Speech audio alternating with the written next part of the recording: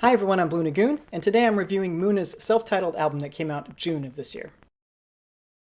My history with Muna starts with I Know a Place back in, 2017 or whenever that came out. I'm still stunned to this day by the quality of that debut album. You know, so many bands I think would spend a couple years and a couple albums honing their craft and finding their voice and stuff. But Muna was just like, bam, here we are, deal with it. That album was really special. It has some of my all-time favorite songs on it. The second album was also good. I think it just suffered from it didn't have the novelty and the surprise factor that the first one did, but also a very solid album. And that leads us to this third one. So I've struggled with this album a bit, and I've basically come to the conclusion that this is some of Muna's best work ever, and it's also some of their worst work. So I'll start with the production. And unfortunately, there are a few production trends on this album that are not my thing. There's a lot of strong, early 2000s indie rock vibes, a lot of acoustic guitar on this album compared to the first two. And none of this is very surprising. I mean, Muna clearly wore those influences on their sleeves, especially like in the Yaya song on Saves the World. But the production callbacks to that era are super thick on this album, and sometimes ridiculously on the nose, like the little record scratching bits in Silk Chiffon. And unfortunately, it's not an era that I'm particularly nostalgic for, and it's not really the sound that drew me into the first couple albums. The other production thing I don't like is just me being an old man, and I just do not like the intentional auto-tune effect, and it's just turned up to the max on a couple of these songs. But those production choices are not necessarily deal breakers as long as the songs are good.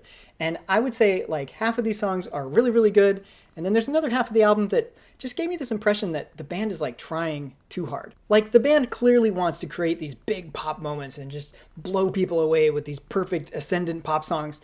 But I feel along the way, if there's not enough song there, they end up feeling like kind of blunt instruments. Unfortunately, those blunt instrument songs are kind of grouped early in the track list. And so this review is probably going to sound more negative at the beginning than it'll end up. So stick with it, it gets better. Later in the album, things settle in and the focus feels like it's more on the songwriting and there's more space in the songs to breathe. And that's when things really start to shine. Silk Chiffon has some absolutely amazing moments. I love the distorted guitar stabs in the second verse. Kind of wish there was more of that in the song. I like Phoebe Bridgers, and so it's fun to hear her do a verse. But I can't fully get into this song. And one of the factors is the early 2000s production that I mentioned. There's, the acoustic guitar-driven first verse is pretty basic. But the other main thing here is the chorus. And this chorus feels like it was manufactured to be, a giant pop moment, but it just doesn't feel earned. There's no real build into it. It doesn't feel like a natural progression of the song. It just feels kind of grafted in there. It's especially awkward after the bridge and the breakdown where it comes back in. It's just kind of happens and it's feels out of time. And, lyrics and music don't always have to match, but Silk Chiffon is supposed to be soft and light, right? And so having those words be this giant screamed out chorus just, I don't know, it vexes me. Track 2 is What I Want, and I've never been a fan of, the songs about in the club and drinking and doing drugs. I just feel like that subject matter is super low-hanging fruit and boring by this point. And you would think that the theme of, making up for lost time with a big night out would resonate pretty strongly right now as we're coming out of a pandemic.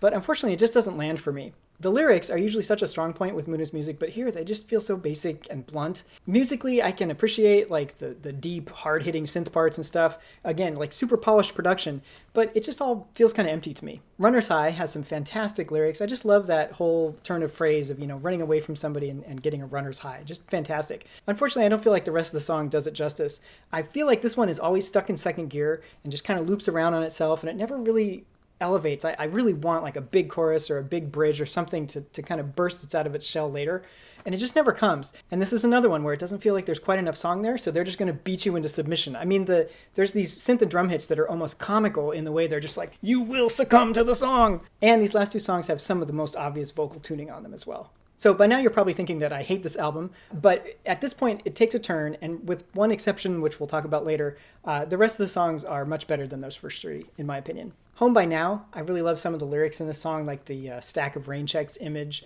I really like when Gavin uses more of her vocal range, like the lower register verses here.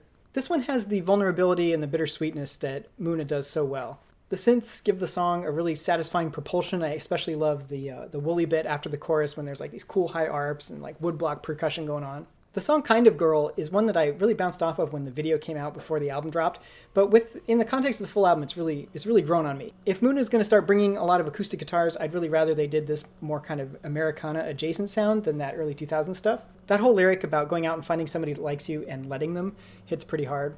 And the backing vocals in the second verse and the pre-chorus are just stellar. Handle Me was another grower. I didn't quite like it at the beginning. I didn't quite get it. I really like, though, how they've turned the phrase on its head. And it ends up being a really sexy, kind of wholesome, sexy song, really. And I like how the music has this kind of yearning, anxious, wanting feeling that matches the lyrics really well. No Idea is a non-starter for me.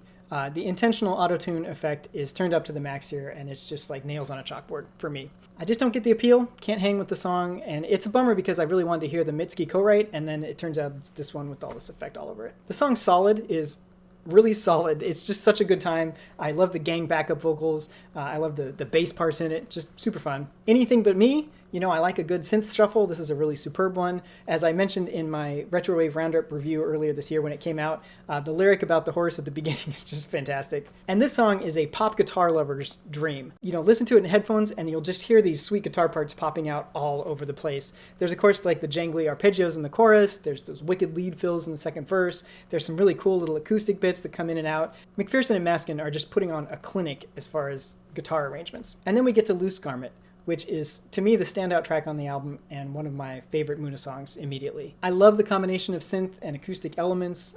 Gavin's voice is gorgeous. The whole lyric about sadness as a choker, and now I just let it flow, is just so melancholy. The music is stunning. That post-chorus vocal and violin bit is one of my favorite things that I've heard in music in a long time.